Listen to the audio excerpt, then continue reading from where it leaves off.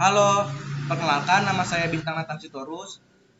Saya dari 12 IPA 1. Pada kesempatan kali ini, saya akan menjelaskan sifat koligatif larutan. Yang pertama, kita perlu tahu apa itu sih sifat koligatif larutan. Sifat koligatif larutan adalah sifat larutan yang tidak bergantung pada jenis zat terlarut, tetapi hanya bergantung pada jumlah partikel zat terlarutnya.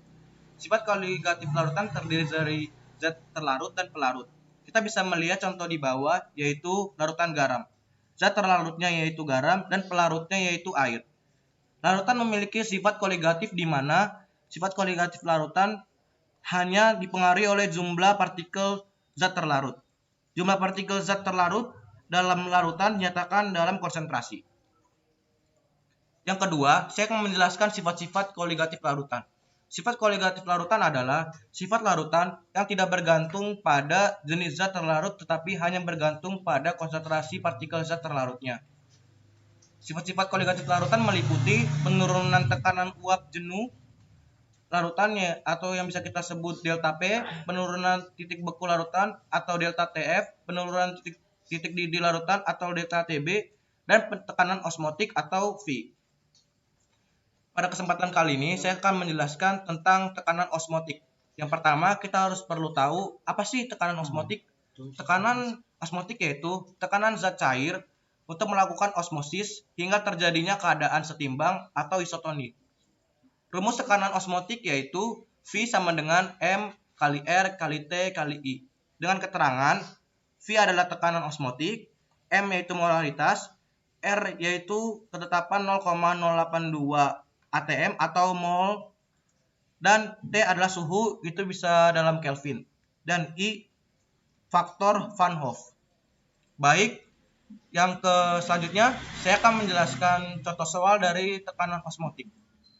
Kita perlu baca soalnya, yaitu soalnya berapakah nilai tekanan osmotik jika 3,42 gram sukrosa atau Mr sama dengan 342 dilarutkan dalam air hingga volume 500 ml pada suhu 27 Celcius.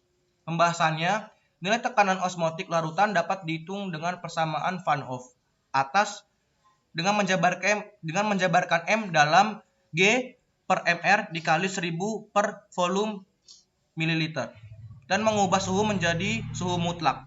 Kita jawab, K yaitu R sama dengan 0,082 atm mol Kelvin, V sama dengan G per Mr kali 1000 per V mililiter kali R kali T, yaitu sama dengan 3,42 per 342 dikali 1000 per 500 mililiter dikali 0,082 dikali 27 ditambah 273 sama dengan 0,01